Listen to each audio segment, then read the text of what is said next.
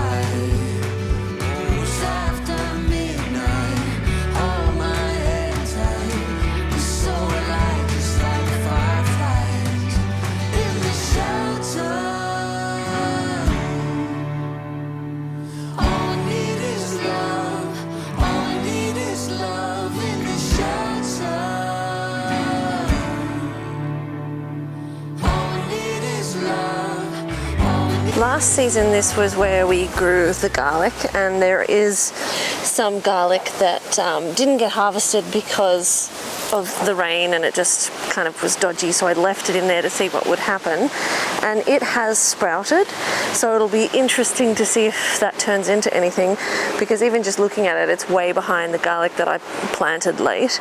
But these Rio mesh archways had some of them had pumpkins growing on them, some of them had loofahs growing on them, and the loofahs I still need to deal with, but we need to get these ready to have the next season's climbing structure on it. Oh my gosh, these loofahs have quite a root system. No wonder they did so well. But the issue is that we, as you can probably tell right now, get a lot of wind in this coastal area on the south coast of New South Wales, particularly as we transition from winter to spring. Like a lot of wind. The camera has already fallen over once today, so you know, hopefully that's the last time, but judging based on the last week or so, it's probably not. So we're just going to tidy up these archways, but the main thing we need to do is make them a little bit more structurally sound-ish. Now, in an ideal world, I'd have help to do this, but it's the way the cookie crumbles, and I'm kind of hoping that this doesn't backfire on me trying this alone. What I need to do is restake them, because they've kind of been blown sideways in the wind, or at least see if I can bash them down a little bit further, so that they're a little bit more solid. Not that they appeared to be unsolid last season, but they have definitely moved since last year.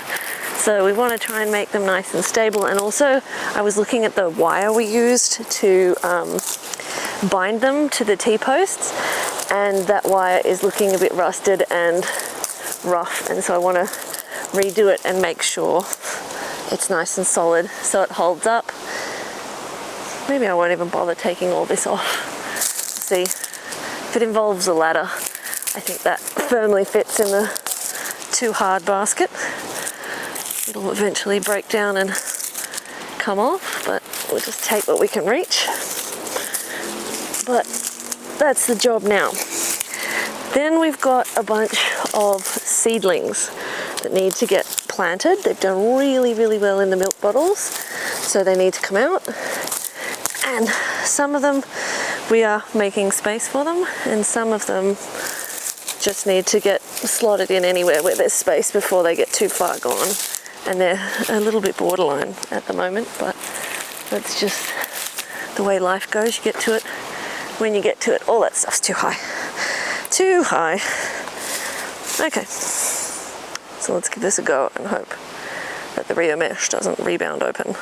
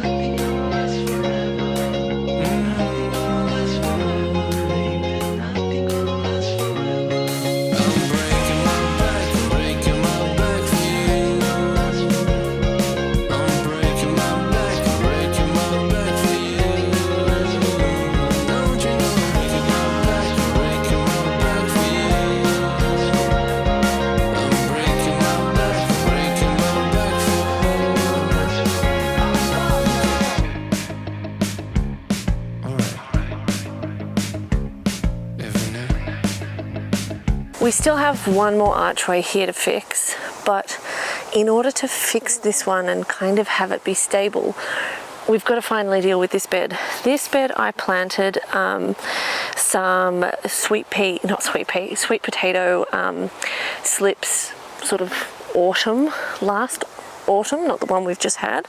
And these invasive lilies are coming up absolutely everywhere after all that rain. But they didn't really turn into any sweet potatoes. No shocker there. They did grow reasonably well, and I thought I had dug out all the tubers. I did not. And so last season we had a whole bunch of sweet potato vine, and I just kind of left this bed to its own devices. We do still have some volunteer tomatoes, and I can see some more invasive lilies over there. But this was our Roma tomato bed, and we had more loofahs on the end here. And then I've just kind of let this bed go. So what I actually need to do is come through and obviously do a little bit of weeding, and so the chickens will get some more dandelions and whatever else comes out of here. But we've got to also try and dig up some of the sweet potatoes that hopefully stored in the ground over winter. and get this bed ready for planting. What I want this bed to be this year is a dahlia bed, and I don't know why I've specifically chosen this bed, other than it's the only non-planted bed that is currently available. And really that's as far as it goes, but I decided that I wanted to have all my dahlias in one bed this year because I planted them in these smaller, narrower beds that were right up against the fence line last year. The idea being that then they don't end up shading any of the vegetables and this could just be flower alley.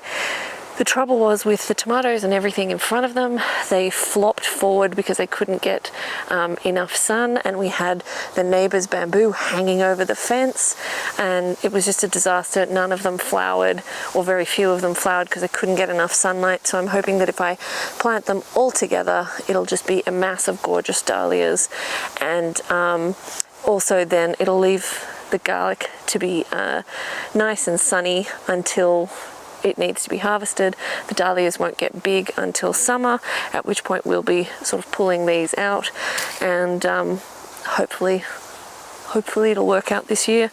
But yeah, I just thought also it's a rotation for this bed. This bed's been tomatoes and potatoes and tomatoes and potatoes, and it's time to do a bit of a rotation. So we're going to clean this one out, remove this that's going to have to go somewhere for the time being, and then we're going to dig for potatoes and then hopefully restabilize this, hopefully.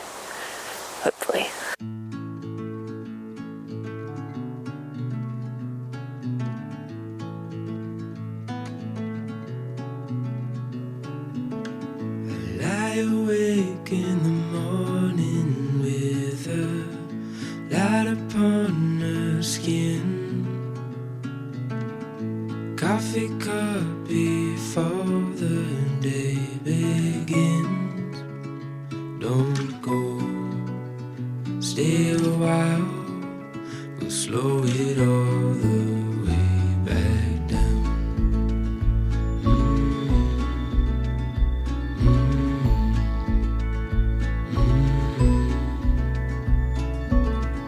Time is still and there's nowhere to be. Birds are talking outside, giving space for the words we hold inside to come out. So stay a while, we'll slow it all the way back down.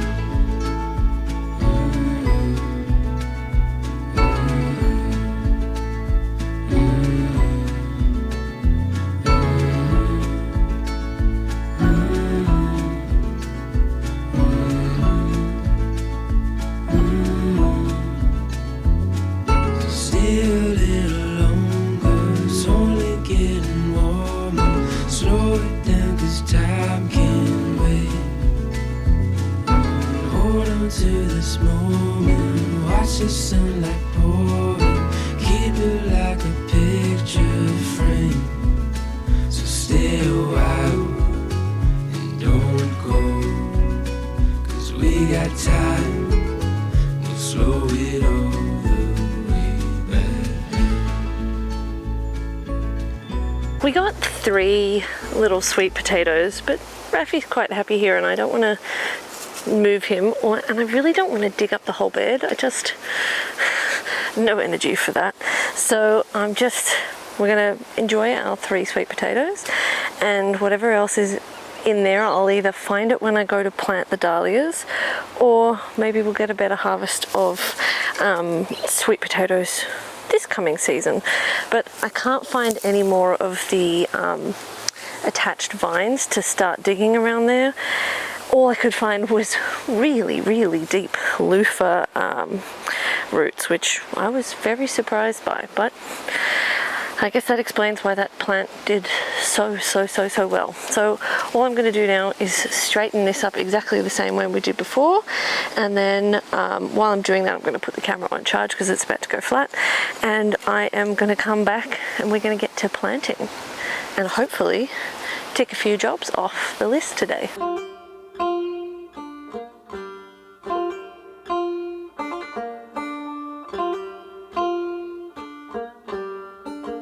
fixing the arbors actually went really, really well. I'm surprised it was manageable by one. And what I did was I have a couple of bags of potting mix. Technically they were for something else, but seeing as I'm not doing that job today, they became for this. And we don't have any other compost that's ready to go. So I topped this bed with the potting mix. I usually like to top the beds with something. It makes it easier to plant into, and I'm just always trying to add to the soil quality. And you might have seen when we removed the broccoli from here, I just cut it off at ground level so that the roots and everything can compost in place. Ideally, I don't want to disturb the soil if I don't have to, and I want to build the organic matter in the ground. So by not disturbing the roots, I can do that. We've then got a whole bunch of seedlings that are ready to get into the ground, and we're going to start with some Green Feast shelling peas. And I love these peas, and you can see they've done really, really well in the milk bottle, and they're pretty much like excessively ready to be planted. But you know, with the weather we've had, it's been really hard to get out and plant, and part of the reason why these are now getting planted at the beginning of spring rather than in the cooler season is because I had already planted a whole bunch of peas and sugar snap peas and all the things, but again, with our rubbish weather, they either got blown off their supporting climbing structures or severely damaged in wind, or they got fungal issues like the ones down near the chicken run because of the amount of rain we've had. So I'm glad that I sowed some backup seeds, because at least hopefully we might get some shelling peas. But I feel like I just need to keep going with multiple sowings of peas and sugar snap peas and what are they called? I don't know, just all the peas next year, because like if the weather next winter is anything like it's been the last 2 or 3 winters, it's going to be rubbish again, and you're probably going to get 1 or 2 harvests if you're lucky before the plant is going to die for some reason, which is what it is. But at least if we have an abundance of seedlings ready to go, we can replace them when something goes wrong, or we just have a ton of peas, and that's all right. I'm okay with that. So I'm going to get these same ones planted on the other side, and then we're going to see what else we've got to put in this bed.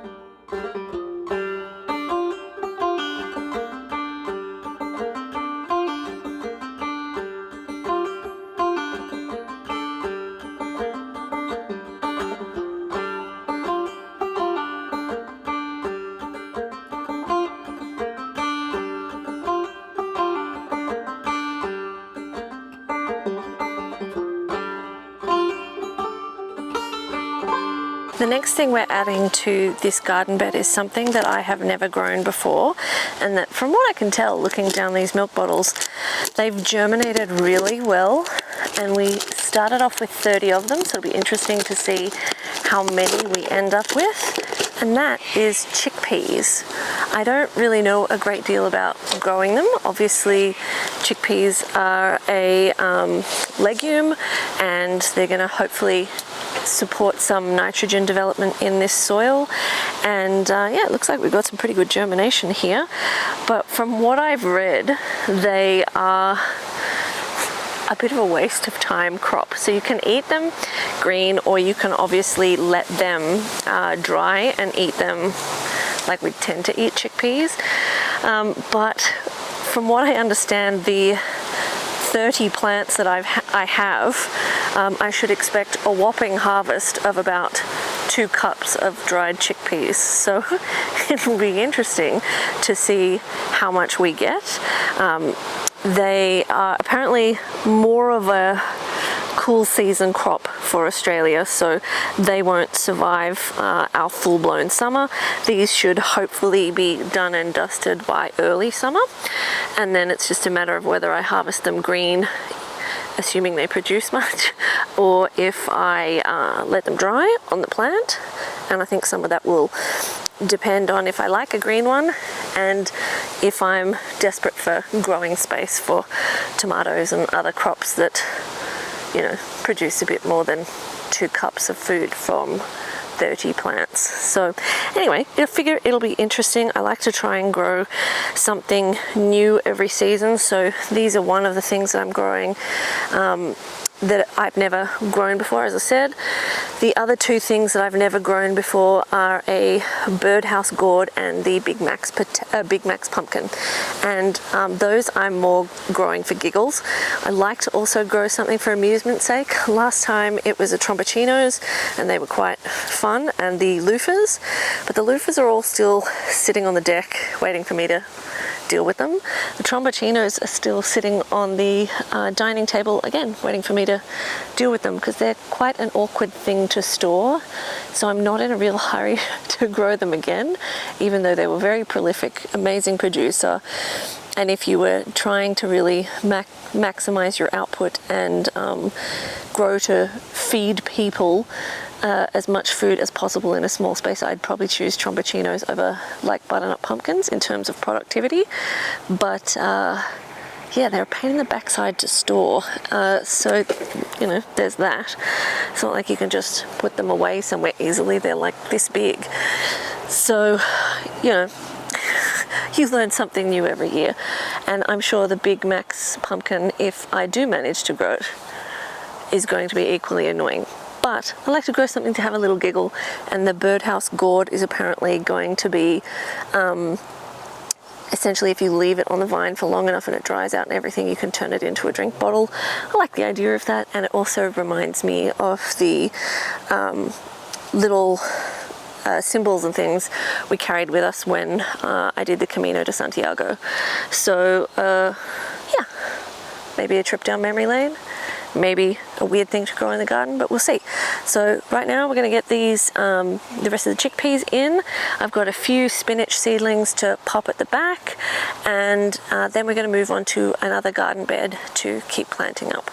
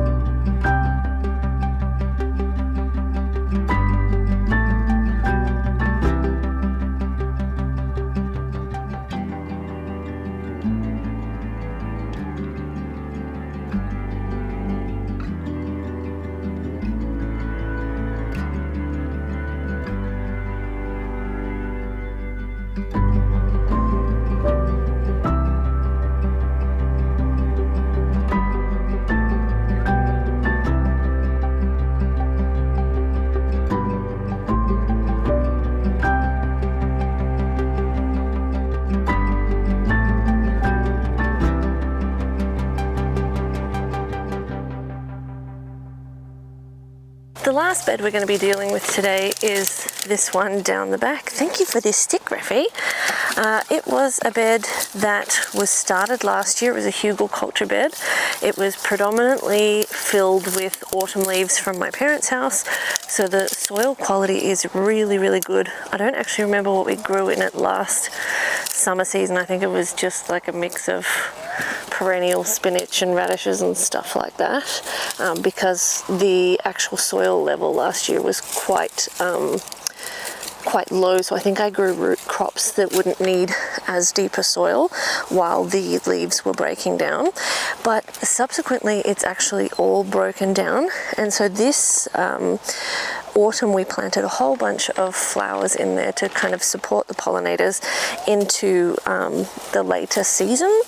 Some things did well, some things got dug up by blackbirds, not bluebirds, even with this netting here. So we've still got some cornflowers and some statice in the bed, and we've got a dormant agastaki in the middle. And what I wanted to plant in this bed last year, which is the reason why I chose some of these flowers, is tomatoes. So the number one reason I want to grow tomatoes in this bed is that tomatoes haven't grown in this bed before, and the soil quality is going to be quite nice, but also because I didn't have anywhere else to put the agastaki at the end of the season last year because all my summer crops were still going. And so I just plonked it in the middle of this bed, and then it went dormant actually really, really quickly. But agastaki are really loved by Australian native bees, like the teddy bear bee and the blue-banded bee, and they are buzz pollinators, which is what you need to pollinate your tomato flowers. So basically the bee lands on the flower, buzzes and vibrates, and that's what causes the pollination process. So I thought, given that we've got this purple flower that the bees are going to love, and some cornflowers and things like that, it's a great place for tomatoes. Now we've just got to see if we can get this netting off without ripping out the cornflowers, although the cornflowers have already been replanted multiple times because they got disturbed by critters. Rather than disturbing the cornflowers too much, I'm just going to cut this netting in half, and then we can remove what we easily can, and the others can be removed once the cornflowers die off. And hopefully this year blackbirds won't be so much of a problem, but spider, I don't like my chances, so it is what it is. So I started early beefsteak tomatoes maybe like 4 or 5 weeks ago, so smack bang in the middle of winter. And because I started them in the milk bottles, they're pretty much good to go, which is by far the earliest I've ever had tomatoes ready. Like, we did have tomato seeds that were from last year's tomatoes voluntarily germinating midwinter in the bed, but those tomatoes looked rubbish because it was so wet and so moist, and it was just horrible conditions, and obviously cold. So they didn't do well, but they did live. Most of them I just pulled out because they were actually growing in between the garlic, and garlic doesn't like competition. So I don't think we actually have any volunteer tomatoes that have made it through winter on account of me or disease. But if I have sown seeds in winter or in spring before, I have never ever successfully had healthy seedlings this time of year before, and we are, I don't know what the date is, but I'm going to say 4th day of spring. And so I'm really into this bottle method. I really think it's a way to get a jump start on your seedlings. We've got a ton of globe amaranth seeds in here, and I'm just going to leave them in there because I ain't got all day to dig around in here and dig out these seeds. But also, if they want to come back, well, that's fine with me. We are pretty much out of any kind of soil or anything, so all I did was grab a couple of handfuls of potting mix from something else. Why is that so hard? I think that's probably the sticks at the bottom. Yeah, I think we're at the bottom of the bed. That's not ideal, but it is what it is. And I put the extra soil around the bottom of the agastaki because after I planted that, the blackbirds got straight in there and exposed the root ball. So that's all I'm adding.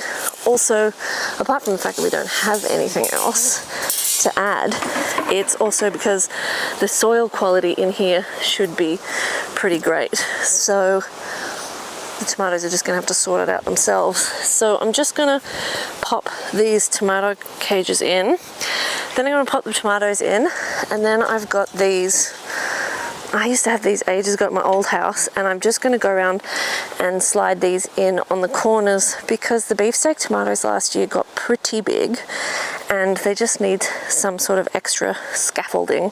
So at least if I put this in early, I won't accidentally use it on something else when I need to keep it for this project. So I'm going to get the tomatoes in the ground now, get this in, mulch it, water it, and then we're done with this one.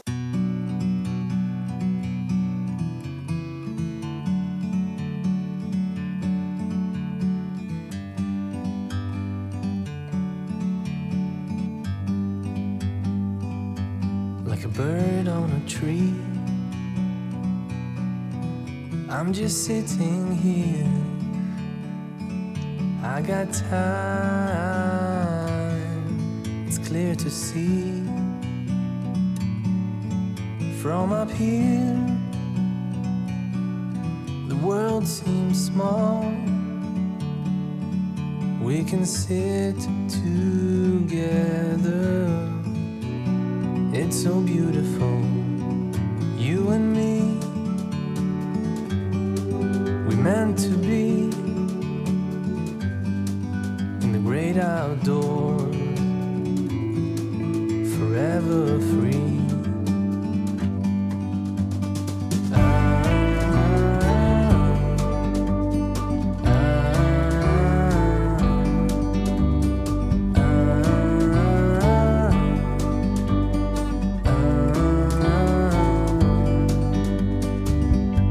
Sometimes you need to go and take a step back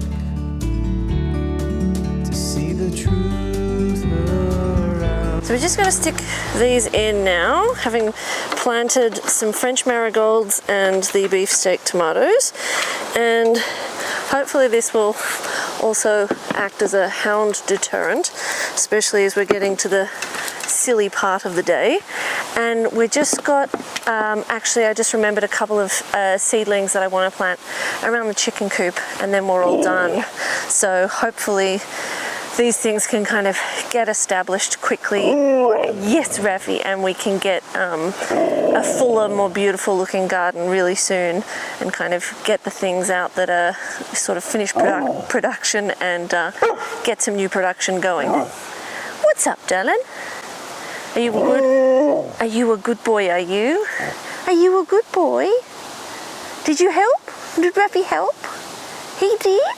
Oh, very clever. All of these plants we're planting around the chicken coop are chicken friendly, which will hopefully distract them from the fact that there's hydrangeas around, and that is because I wasn't originally intending on letting the chickens sort of out and about and enjoying, I might move these somewhere else, enjoying the outside world, but they are so happy when they're outside, it's hard to kind of deny them that. So we've got some curly red kale here, which hopefully they will thoroughly enjoy. There's some oregano and thyme and things like that that have already been planted in here. Then we've got a borage or a borage, or I always want to call it porridge, going in. I can get it out, it's pretty root bound. I'll just pop these in the ground, still pretty wet from all the rain we've had recently, which is, you know, not ideal, but it is what it is. We've got some cream yeti nasturtiums going in here, and on this side of the chicken coop is where most of the sun is going to come through in summer. So what I want is at the very least a baseline hedge of chicken plants to provide some shade, but the plan is to grow pumpkins up and over, but to grow them from the other side so that they come over this way towards the sun and cascade over this side. If I start them this side, they won't travel all the way over the other side, which I want them to do for a bit of weather coverage as well. I've got a couple of teddy bear sunflowers, which I will just sneak in alongside the nasturtiums, and hopefully they will provide a little bit of shade coverage. And we'll put the other sunflowers in here. And teddy bear sunflowers are generally pretty small, so, but these are again started in winter, so that's nice. We've got another nasturtium in here. To go on top of the nasturtium, we've got a random unlabeled brassica of some variety. I guess we will find out what it is, if it does well here or doesn't get demolished, if I can even get it out of here, doesn't get demolished by the chickens the first time they come out, which, to be honest, it probably will. But we'll put that in. The last thing we've got is some chicken feed seed mix. Now this is actually doing really, really well, and it's a mix of things like clover, buckwheat, grass seeds, lettuce seeds, sunflower seeds, things like that. So I'm just going to plonk that in down here, and again, I'm sure it'll be demolished in no time. But I hope you guys have enjoyed hanging out with us today. I feel like we've got quite a lot done in the garden this afternoon, which is a nice feeling after weeks and weeks of not being able to get anything done. But I hope you've enjoyed the video, and hopefully we will see you in the next one really soon. Thanks for watching.